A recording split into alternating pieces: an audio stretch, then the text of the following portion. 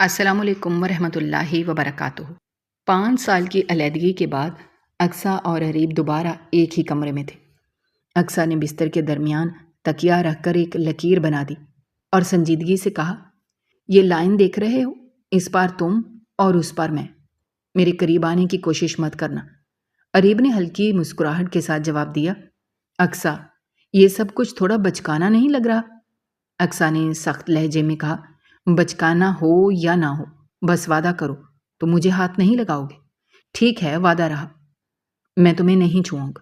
کچھ دیر بعد اقصیٰ سو گئی تو اریب نے جان بوجھ کر اسی کا درجہ حرارت کم کر دیا۔ ٹھنڈی ہوا میں اقصیٰ نیند میں ہی کروٹ بدلتے ہوئے آہستہ آہستہ اس کی طرف سے رکائی اور اس کے کندھے پر سر رکھ کر لیٹ گئی۔ اریب نے چند لمحے اسے دیکھا اور آہستگی سے اسے اپنی باہوں میں۔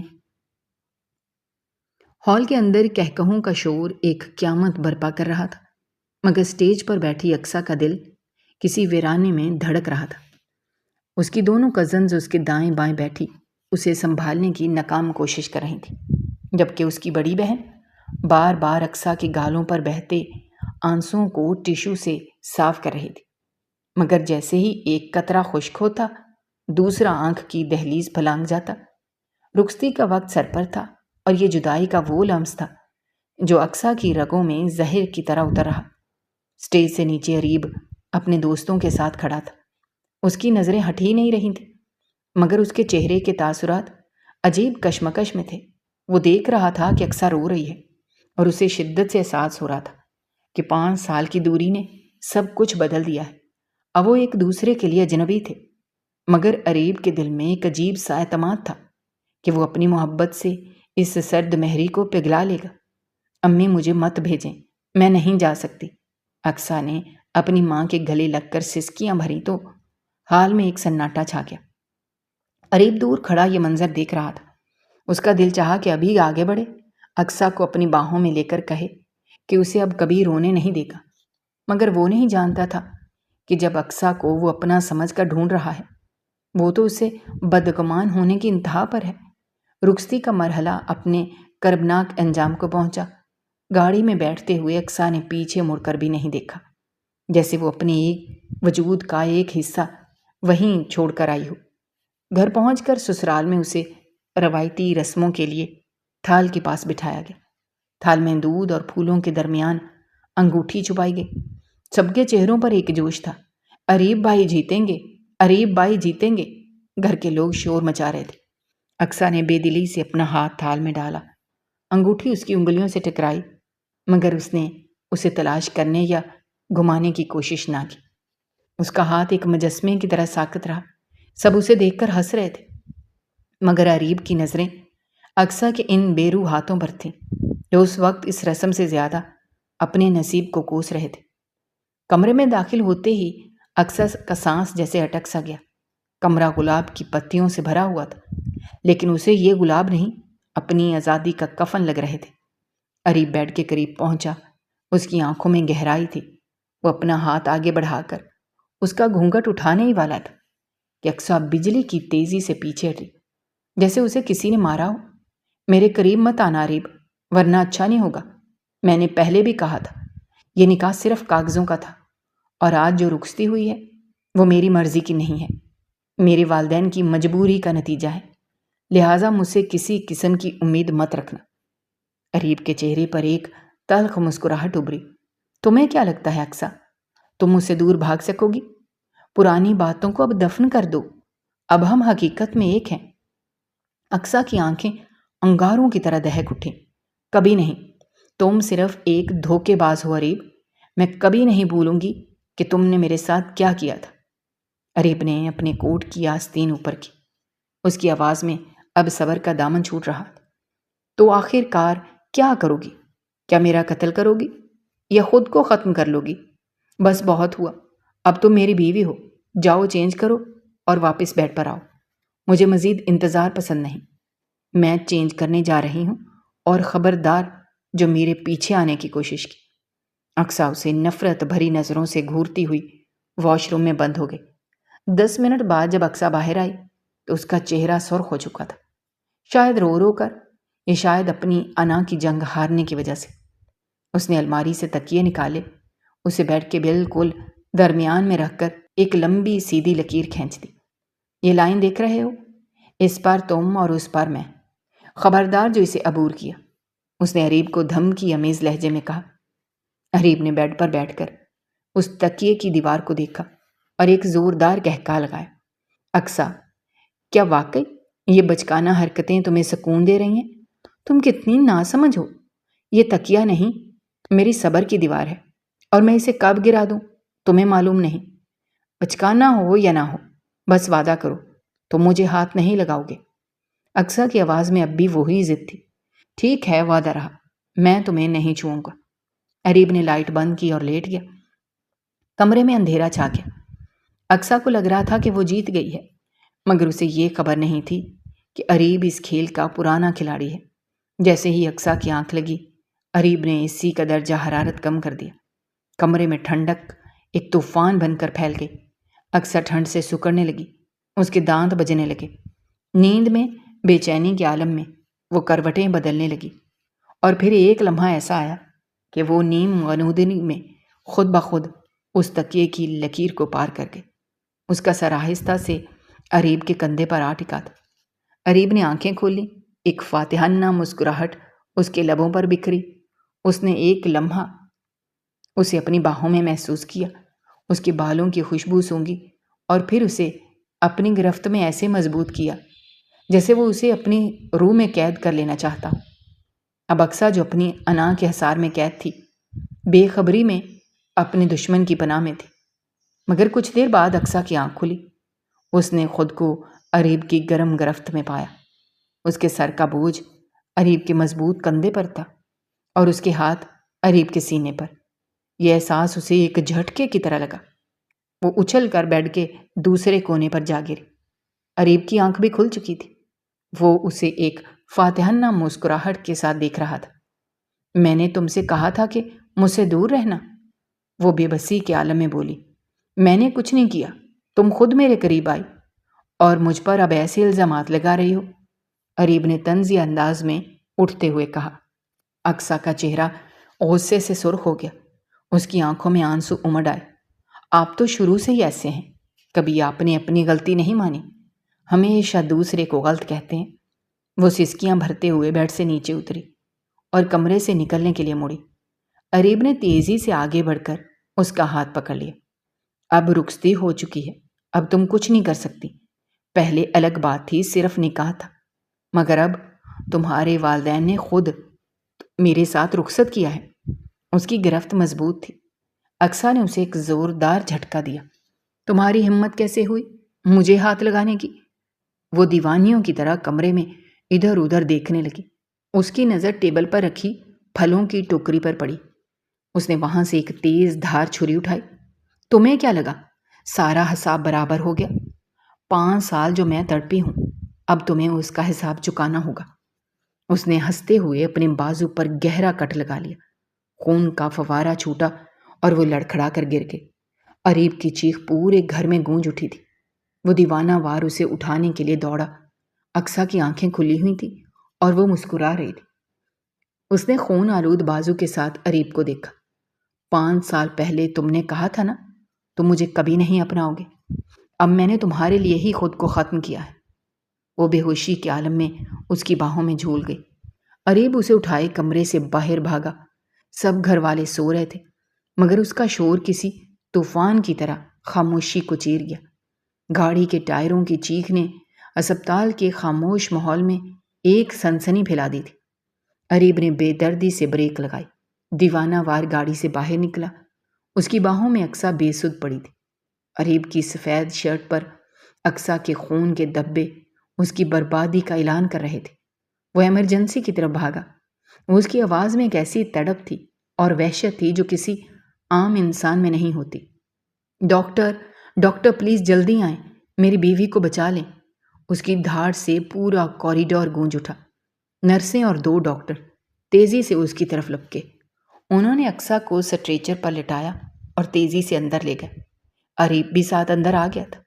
اس کی نظریں اقصیٰ کے زرد پڑتے چہرے پر جمی تھیں۔ آپ باہر رکیں، ہمیں اپنا کام کرنے دیں۔ ایک نرس نے سختی سے اریب کو باہر جانے کا کہا۔ اریب وہیں دروازے کے پاس زمین پر گر سا گیا۔ اس نے اپنے خون آلود ہاتھوں کو دیکھا، پھر اپنے بالوں کو زور سے نوچا۔ یہ سب کیا ہو گیا تھا؟ 5 سال کی تڑپ کے بعد اسے اپنی محبت ملی تھی اور اب وہ اسے یوں اپنے ہی ہاتھوں سے کھو رہا تھا۔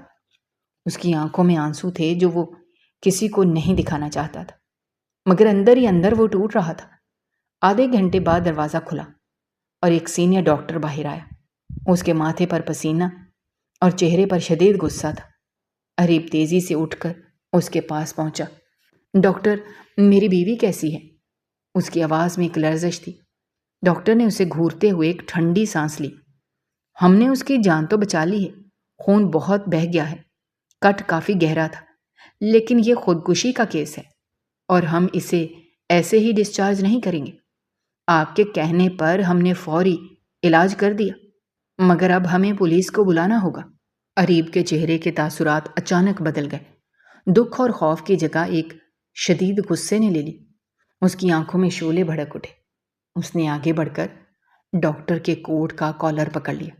پولیس کو کیوں بلانا ہے؟ یہ میری بیوی ہے اور یہ کٹ اس سے غلطی سے لگ گیا ہے۔ تم لوگ بلا وجہ تماشا مت بناؤ۔ اس کی آواز میں ایک خطرناک دھمکی تھی۔ ڈاکٹر نے غصے سے اس کا ہاتھ جھٹکا۔ یہ غلطی سے کٹ نہیں لگا مسٹر، ہم روز ایسے کیسز دیکھتے ہیں۔ میاں بیوی میں لڑائی جھگڑا ہوتا ہے اور بیویاں خودکشی کی کوشش کرتی ہیں۔ میں پولیس کو کال کر رہا ہوں۔ اریب نے اپنی جیب سے موبائل نکالا اور سرد مسکراہٹ کے ساتھ ڈاکٹر کو دیکھا۔ شاید تم نہیں جانتے کہ تم کس سے بات کر رہے ہو۔ میں اریب خانزادہ ہوں، خان گروپ آف انڈسٹریز کا وارث۔ یہاں تماشا مت لگاؤ ورنہ پولیس تو آئے گی، مگر تمہارا ہسپتال کل صبح نہیں دیکھ پاؤ گے۔ کیس تو تم پر ہوگا۔ تم نے ایک حادثے کو خودکشی بنا کر بلیک میل کرنے کی کوشش کی۔ ڈاکٹر کے چہرے پر ایک لمحے کے لیے خوف آیا، لیکن پھر وہ پلٹ کر نرس پر چلایا، اس پاگل کو نکالو میرے ہسپتال سے باہر اور فوراً پولیس کو بلاؤ۔ بات اب بگڑ چکی تھی۔ اریب جانتا تھا کہ اگر پولیس آ گئی تو اقصیٰ کی عزت اور اس کے خاندان کا نام مٹی میں مل جائے گا۔ اس نے فوراً اپنے باپ جہانگیر خانزادہ کو کال ملائی اور مختصر الفاظ میں صورتحال سمجھائی۔ 15 منٹ بعد ہسپتال کے دروازے پر 3 سیاہ گاڑیاں رکیں۔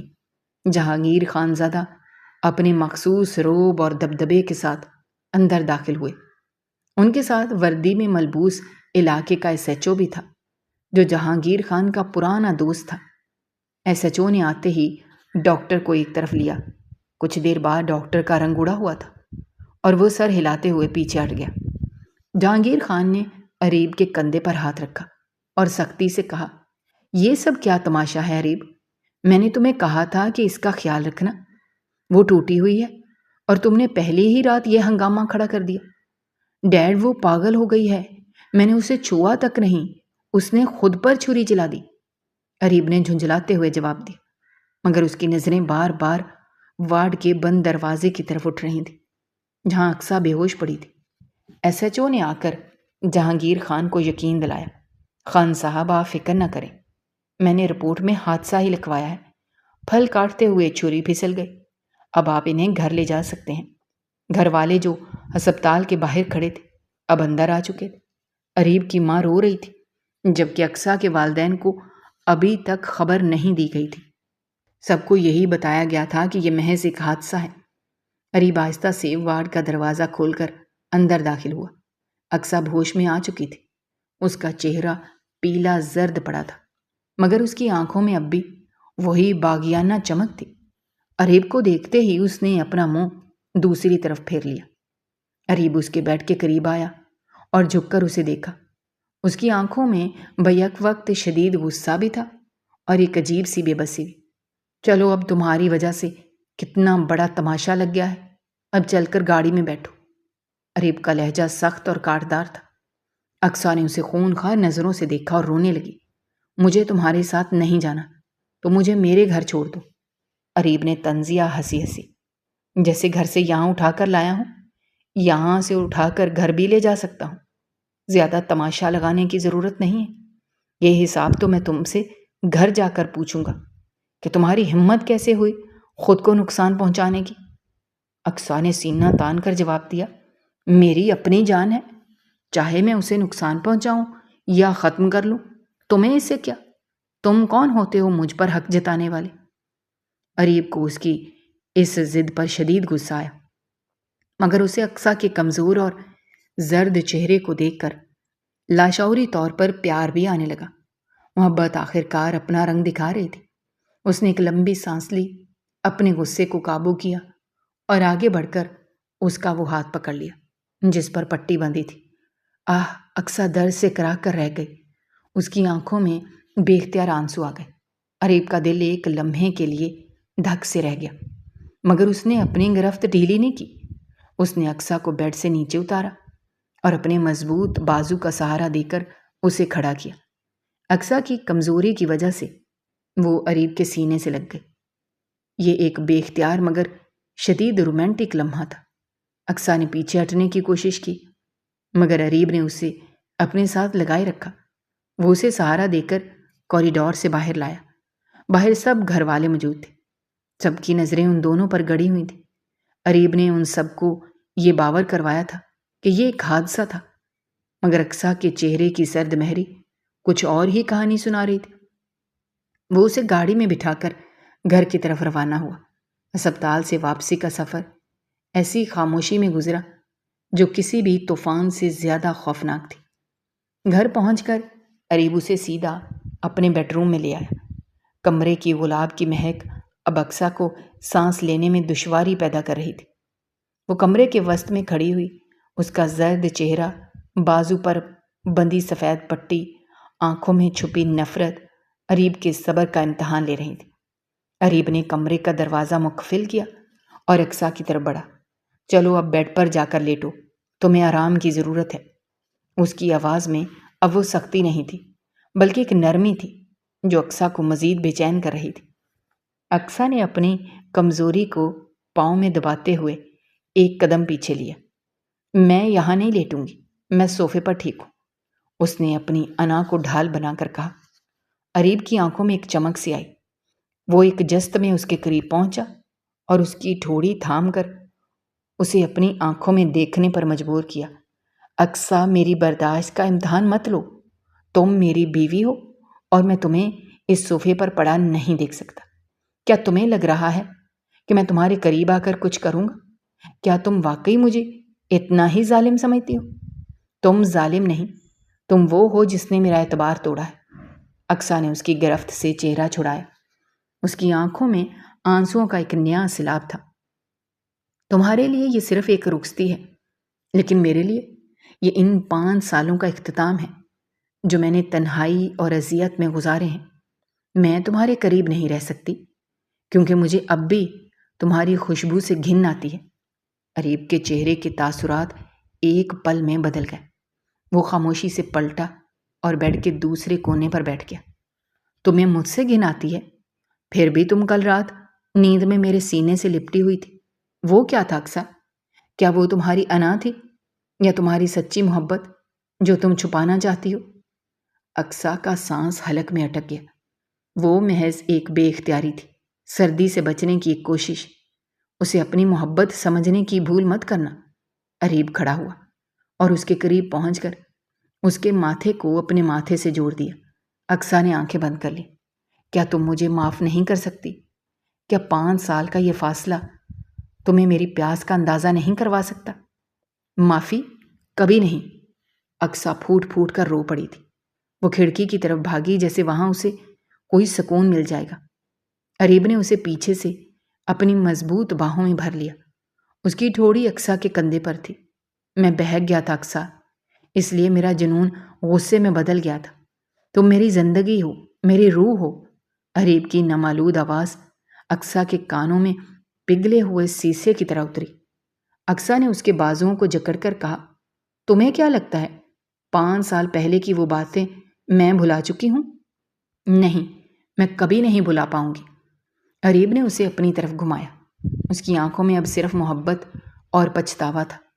کھڑکی کے پاس اندھیرا نظر آ رہا تھا، مگر اقصیٰ کی آنکھوں میں اب 5 سال پرانی فلم چل رہی تھی۔ 5 سال پہلے مہندی کی وہ حسین شام اقصیٰ کے گھر میں ایک ہنگامہ برپا تھا۔ اقصیٰ کی بہن کی مہندی تھی، ہر طرف روشنیوں کا رقص تھا اور ہوا میں چمیلی کی مہک۔ اقصیٰ نے ہلکے سبز رنگ کا لہنگا پہنا تھا۔ وہ کسی پری کی طرح سیڑھیوں سے اتر رہی تھی۔ اس کے قدم لرز رہے تھے کہ اچانک اس کا پاؤں پھسلا۔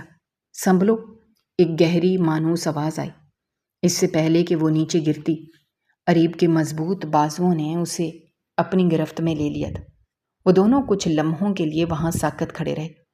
اقصیٰ کی دھڑکنیں اس کے سینے سے باہر نکلنے کو تھی۔ اریب کی نظریں اس کے چہرے پر جمی تھی۔ پاگل انسان، چھوڑو مجھے، اقصیٰ نے سسک کر کہا، مگر اس کی آنکھوں میں انکار نہیں تھا۔ سچ میں چھوڑ دوں؟ اگر میں نے چھوڑ دیا تو تم سنبھل پاؤ گی؟ اریب نے شرارت سے مسکرا کر پوچھا۔ اقصیٰ نے نفی میں سر ہلایا۔ تمہاری ہمت کیسے ہوئی مجھے چھونے کی؟ ہمت کیوں نہ ہوتی؟ آخرکار ہمارے رشتے کی بات چل رہی ہے اور تم اب کچھ نہیں کر سکتی۔ اریب نے اسے سیدھا کھڑا کیا۔ اقصیٰ غصے سے اس کی آنکھوں میں دیکھتی ہوئی نیچے چلی گئی، مگر اریب کو معلوم تھا کہ اس کا دل اب اس کے ہاتھ میں ہے۔ وہ مہندی کے لیے لان میں گیا جہاں اقصیٰ اپنی بہن کو مہندی لگا رہی تھی۔ اریب دور ایک کونے میں کھڑا اپنے فون سے اس کی تصویریں بنانے لگا۔ اقصیٰ نے دیکھ لیا۔ وہ دندناتی ہوئی اس کے پاس آئی۔ میری تمام تصویریں ڈیلیٹ کرو ورنہ اچھا نہیں ہوگا۔ اریب نے اس کا ہاتھ پکڑ کر اسے ایک بڑے سے درخت کی اوٹ میں کھینچ لیا جہاں اندھیرا تھا۔ اگر نہ کروں تو کیا کر لو گی؟ اقصیٰ کی آنکھوں میں نمی تھی۔ تم اتنے بے شرم کیوں ہو اریب؟ اریب تھوڑا سنجیدہ ہو گیا۔ اس نے اپنے ہاتھ سے اس کی ٹھوڑی اوپر کی اور اس کی آنکھوں میں جھانکا۔ کیا واقعی تم یہ رشتہ نہیں چاہتی؟ بابا کہہ رہے تھے کہ جمعے کو منگنی کے لیے آنا ہے۔ اگر تم نہیں چاہتی تو میں انہیں منع کر دوں گا۔ اقصیٰ کو لگا جیسے اس کا دل کسی نے نکال لیا ہو۔ وہ خاموش رہی۔ اریب نے دوبارہ کہا، بتا دو اقصیٰ، ورنہ میں تمہاری خاموشی کو تمہارا اقرار سمجھ لوں گا۔ اقصیٰ کے چہرے پر ایک ہلکی سی مسکراہٹ آئی۔ وہ اپنا ہاتھ چھڑوا کر وہاں سے بھاگ گئی۔ اریب نے پیچھے سے مسکرا کر پکارا، تو پھر جمعے کو تیار رہنا، تمہیں اپنا بنانے آؤں گا۔ اگلے دن کی شام تھی اور بارات کا حال مہمانوں کی چہل پہل سے گونج رہا تھا۔ اریب اپنے والدین کے ساتھ ہال میں وقت سے پہلے پہنچ چکا تھا، جبکہ اقصیٰ اپنے والدین کے پاس بیٹھی موبائل میں کھوئی ہوئی تھی۔ اسے اور ابھی مہمان نہیں آئے تھے۔ اریب نے اسے دیکھ لیا اور خاموشی سے اس کے پیچھے جا کر کھڑا ہو گیا۔ آج بھی تم یہاں ٹپک پڑے؟ اقصیٰ نے موبائل بند کرتے ہوئے چڑ کر کہا۔ آخر کیوں نہ ٹپکوں؟ آخر اس گھر کا ہونے والا داماد ہوں۔ اریب نے مسکرا کر جواب دیا۔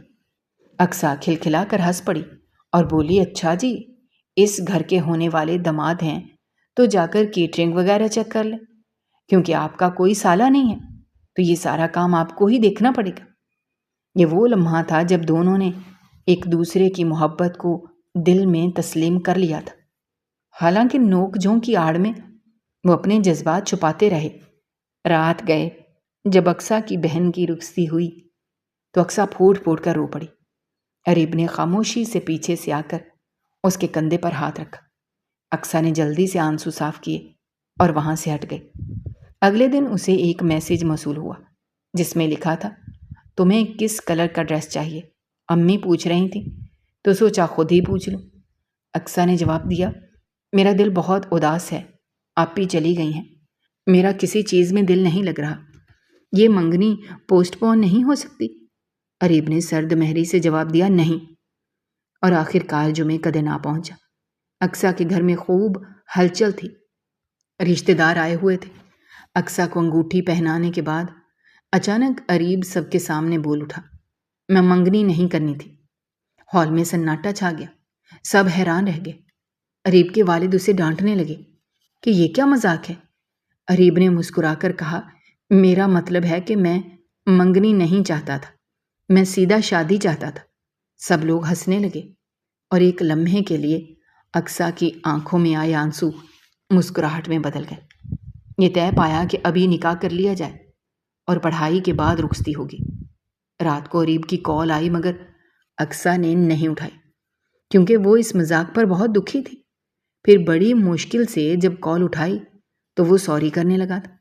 سوری، میرے خیال میں مذاق کچھ اوور ہی ہو گیا تھا۔ اقصیٰ نے غصے سے کہا، اوور نہیں، بہت اوور ہو گیا تھا۔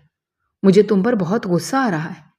ایک لمحے کے لیے تو میرا دل چاہا کہ میں تمہارا قتل کر دوں۔ اریب نے پیار سے کہا، ہائے جان، اگر تم قتل کرو گی تو میں خوشی خوشی قتل ہونے کے لیے تیار ہوں۔ وقت کا پہیہ گھومتا رہا اور 15 دن بعد وہ مبارک دن آ گیا جب ان کا نکاح ہونا تھا۔ اقصیٰ وائٹ کلر کے شرارے میں کسی حور کی طرح لگ رہی تھی اور اریب وائٹ شلوار قمیض پر براؤن ویسٹ کوٹ پہنے ایک وجیہہ دلہا لگ رہا تھا۔ نکاح کے بعد رسم کے مطابق جب انہیں شیشہ دکھایا گیا تو اقصیٰ شرم سے پانی پانی ہو رہی تھی اور اریب کی نظریں اس کے چہرے سے ہٹ نہیں رہی تھیں۔ اور پھر وقت یوں ہی گزرتا گیا۔ 1 ہفتہ گزر چکا تھا۔ اقصیٰ اپنی دوست کی سالگرہ پر ایک ریسٹورنٹ گئی ہوئی تھی۔ وہ ایک صوفے پر تنہا بیٹھی تھی کہ اس کے فون پر ایک میسیج آیا۔ اسے پڑھ کر وہ مسکرانے لگی اور رپلائی کیا، آپ کا حکم سر آنکھوں پر، آپ کہیں اور ہم نہ مانیں، بھلا یہ ہو سکتا ہے؟ 10 منٹ بعد وہ اٹھی اور ایک کمرے کی طرف چلی گئی۔ اندر باتھ روم سے پانی گرنے کی آواز آ رہی تھی۔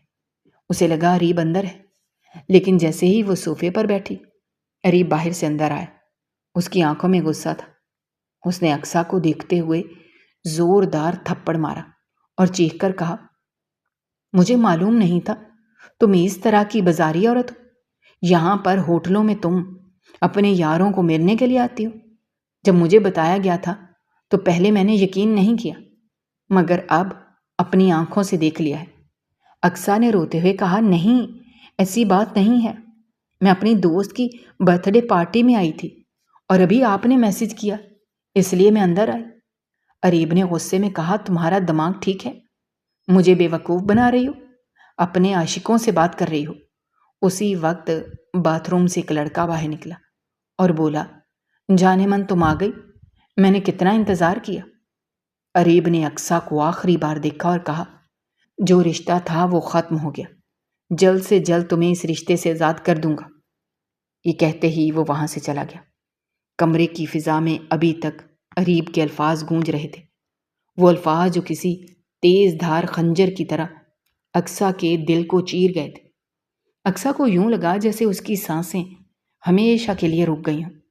اس نے وہیں فرش پر گر کر خود کو اپنی باہوں میں سمیٹ لیا۔ حال میں اس کی دوستوں کا شور اور موسیقی اس کے لیے اب کسی اذیت سے کم نہیں تھی۔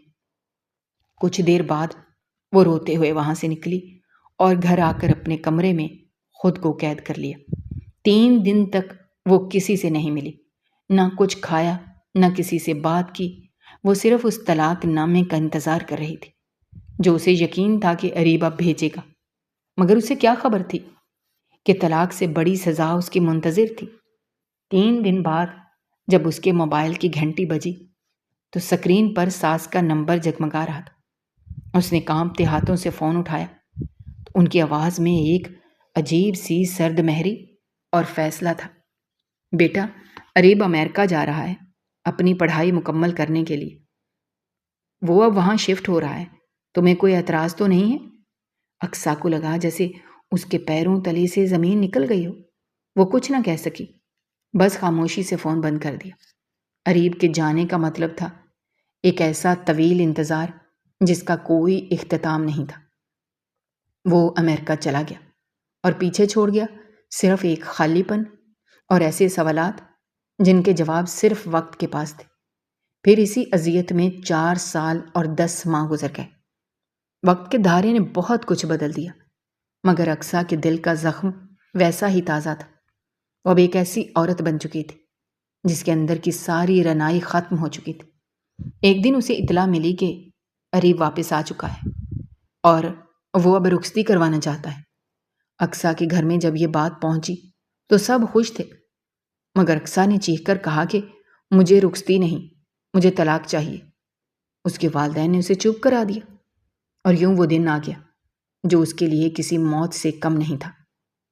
وہ اب بھی کمرے میں اریب کے سامنے تھی۔ وہ اسے اپنی باہوں میں بھرنے کی کوشش کر رہا تھا، مگر اقصیٰ کی آنکھوں سے آنسوؤں کی جھڑی لگی ہوئی تھی۔ آپ نے مجھ پر بازاری ہونے کا الزام لگایا تھا، آپ کو اس وقت شرم نہیں آئی؟ تو اب آپ کیوں میرے قریب آ رہے ہیں؟ میں تو ایک بازاری عورت ہوں۔ اس نے روتے ہوئے اپنے وجود کو ڈھانپنے کی کوشش کی۔ اریب نے اسے اپنے سینے سے لگا کر کہا، مجھے معاف کر دو، کیا مجھے ایسے ہی تڑپاتی رہو گی؟ اقصیٰ نے اسے دور دھکیلا اور بولی، میں آپ کو تڑپانا نہیں چاہتی، بلکہ میں تو آپ کو سکون دینا چاہتی ہوں۔ آپ میرے قریب رہیں گے تو آپ کو غصہ آئے گا، کیونکہ میں تو ایک بازاری عورت ہوں، مگر میں آپ کو غصے میں نہیں دیکھنا چاہتی۔ یہ کہہ کر وہ باتھ روم میں گھس گئی اور اندر سے رونے کی آوازیں آنے لگیں، جبکہ اریب باہر دروازہ بجاتا رہا اور اسے پکارتا رہا، مگر اقصیٰ کا دل اس وقت ایک ایسی دیوار کے پیچھے چھپ چکا تھا جہاں سے باہر نکلنا ناممکن تھا۔ رات بھر واش روم کے اندر سے آتی ہوئی سسکیاں اریب کے دل کو چھلنی کرتی رہیں۔ وہ باہر دروازے کے ساتھ ٹیک لگائے بیٹھا رہا۔ اس کی اپنی آنکھوں میں بھی نمی تھی، مگر ایناک کی دیواریں اتنی بلند تھیں کہ وہ اسے پکارنے کے باوجود اسے اپنے سینے سے نہیں لگا سکتا تھا۔ جب رات اپنے آخری پہر میں تھی تو تھکن سے چور اریب بیڈ پر ہی ڈھیر ہو گیا۔ اقصیٰ جب باہر نکلی تو کمرے میں خاموشی کا راج تھا۔ وہ دبے پاؤں نکلی اور اریب کو سوتا دیکھ کر فرش پر ہی بیٹھ گئی۔ اس نے ایک کشن اپنے سر کے نیچے رکھا اور اسی طرح نم آنکھوں کے ساتھ زمین پر لیٹ گئی۔ وہ سوچ رہی تھی کہ اس کی محبت اتنی بے وقت کیسے ہو سکتی ہے کہ اس پر بازاری ہونے کا الزام لگا دیا جائے۔ صبح کی پہلی کرن کے ساتھ ہی اریب کی آنکھ کھلی۔ اس نے بیڈ خالی پایا تو اسے ایک جھٹکا لگا۔ اس کی نظر زمین پر پڑی جہاں اقصیٰ سکڑی ہوئی پڑی تھی۔ وہ تیزی سے نیچے اترا اور اسے اٹھا کر بیڈ پر لٹا دیا۔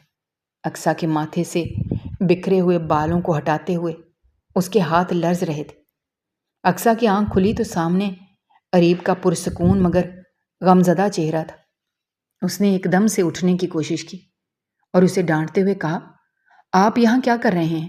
مجھ سے دور رہیں۔ اریب نے پرسکون لہجے میں کہا، آج تمہارے لیے ایک سرپرائز ہے۔ اگر اس کے بعد بھی تم مجھے معاف نہ کر پائی تو میں خود تمہیں تمہارے ماں باپ کے گھر چھوڑ آؤں گا۔ اقصیٰ خاموش ہو گئی۔ اس کے دل میں ایک تجسس اور خوف کا عجیب ملاپ تھا۔ دوپہر کے وقت اریب نے اسے تیار ہونے کا حکم دیا۔ اقصیٰ کو سمجھ نہیں آ رہا تھا کہ یہ سرپرائز کیا ہے، لیکن وہ اریب کے اصرار پر تیار ہو گئی۔ جب باہر نکلی تو گھر والوں نے پوچھا کہ وہ کہاں جا رہے ہیں۔ اریب نے مسکرا کر کہا، میں نے اس کے لیے ایک سرپرائز رکھا ہے۔ وہ اسے گاڑی میں بٹھا کر شہر سے باہر واقع اپنے پرانے فارم ہاؤس لے گیا۔ گاڑی کا سفر طویل اور خاموشی سے بھرا تھا۔ اریب بار بار اسے دیکھتا رہا، مگر اقصیٰ نے کھڑکی سے باہر ویرانے کی طرف دیکھنا جاری رکھا، جیسے وہ دنیا سے ہی کٹ گئی ہو۔ فارم ہاؤس کے اندر ایک تاریک کمرے میں پہنچ کر اریب نے اسے اندر جانے کا اشارہ کیا۔ اقصیٰ اندر داخل ہوئی تو اس کی چیخ نکلتے نکلتے رہ گئی۔ وہاں ایک لڑکا رسیوں میں جکڑا بیٹھا تھا، وہی لڑکا جو اس دن ہوٹل کے کمرے میں موجود تھا۔ وہ اسے دیکھ کر بری طرح کانپنے لگا۔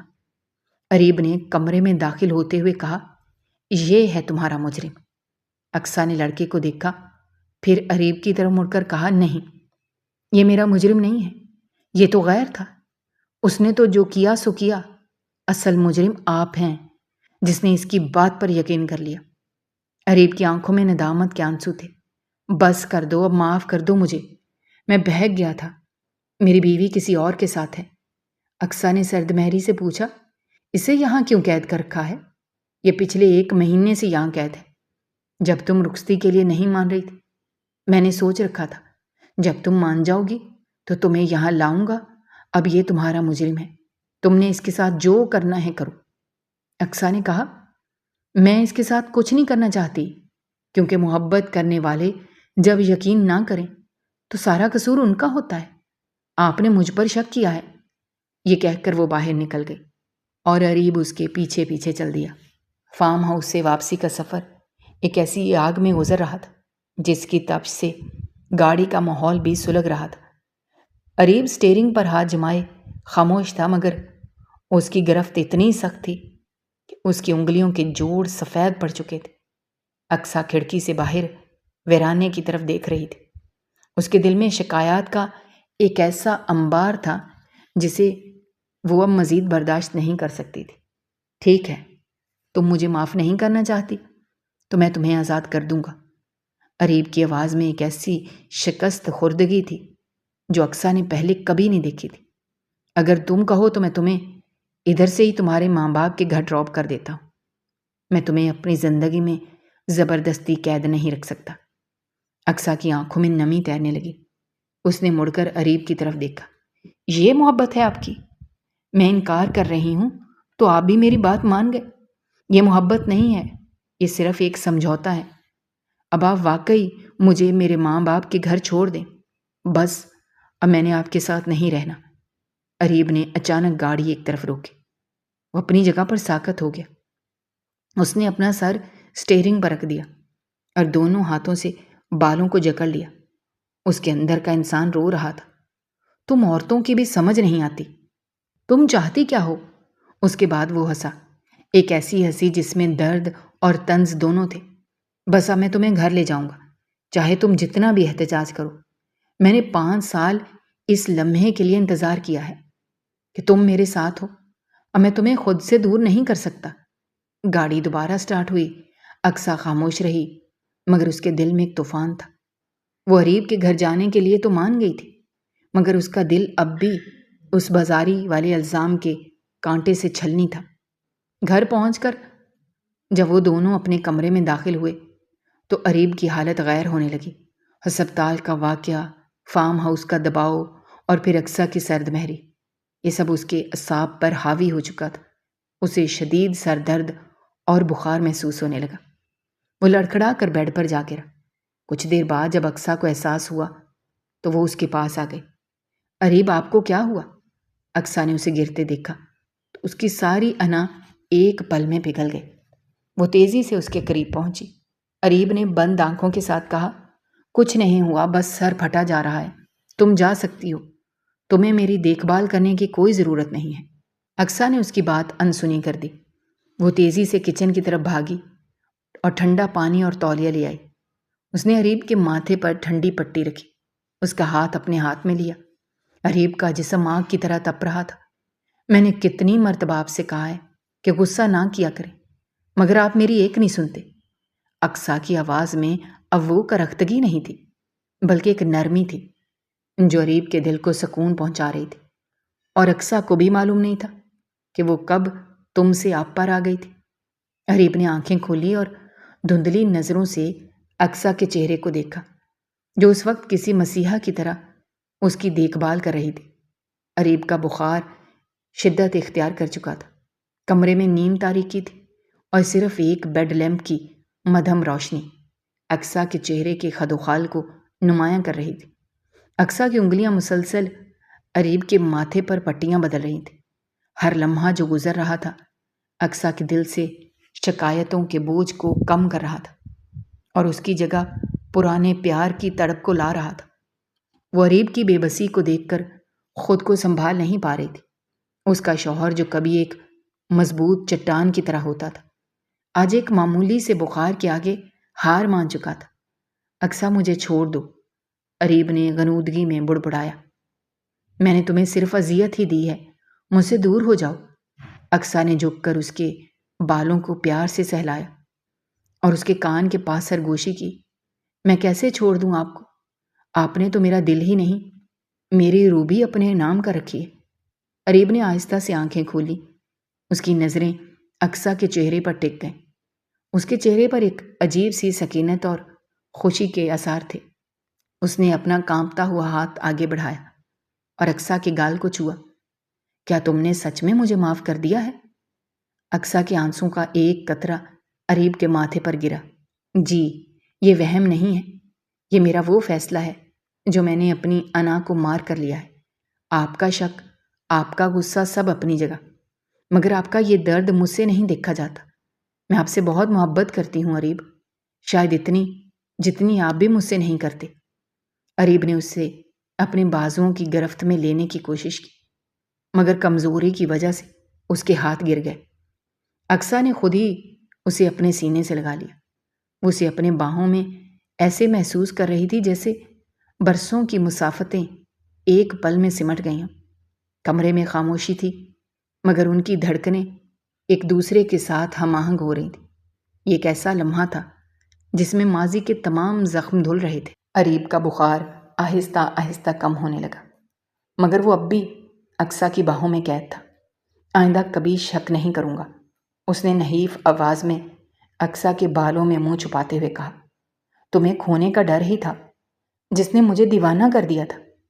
اقصیٰ نے اسے تھوڑا سا پیچھے ہٹایا اور اس کے ہونٹوں پر انگلی رکھ دی۔ اب بس بھی کریں، مزید کوئی وضاحت نہیں چاہیے، بس اب ساتھ چاہیے۔ اریب نے مسکرا کر اس کا ہاتھ تھاما اور اسے اپنے سینے پر رکھ لیا۔ کمرے کا ماحول بدل چکا تھا، وہ نفرت، وہ انا، وہ شک کے بادل سب چھٹ چکے تھے۔ اریب نے اسے اپنے قریب کھینچ کر پیشانے پر ایک لمبا بوسہ دیا۔ یہ بوسہ ان کے پچھلے تمام جھگڑوں کا کفارہ تھا۔ اقصیٰ نے اپنی آنکھیں موند لیں اور اس کے سینے پر سر رکھ کر سکون کی نیند سو گئی۔ صبح جب سورج کی روشنی کمرے میں پھیلی تو اریب بالکل ٹھیک تھا۔ اس نے اقصیٰ کو اب بھی سوتے ہوئے دیکھا اور اسے اٹھائے بغیر اس کے ساتھ بیڈ پر ہی لیٹ کر اسے بغور دیکھنے لگا۔ جیسے ہی اقصیٰ کی آنکھ کھلی، اس نے اریب کو اپنے اتنے قریب پا کر حیا سے اپنی پلکیں جھکا لی۔ اریب نے ہنس کر کہا، اب تو میری ہو گئی ہو، اب کہاں جاؤ گی؟ اقصیٰ نے مسکرا کر جواب دیا، کہیں نہیں جاؤں گی، اب تو آپ کی قید میں ہی عمر گزرے گی۔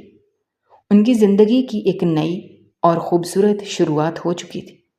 فارم ہاؤس کا وہ تلخ منظر، اسپتال کی وہ رات اور وہ بازاری والا الزام، سب اب تاریخ بن چکے تھے۔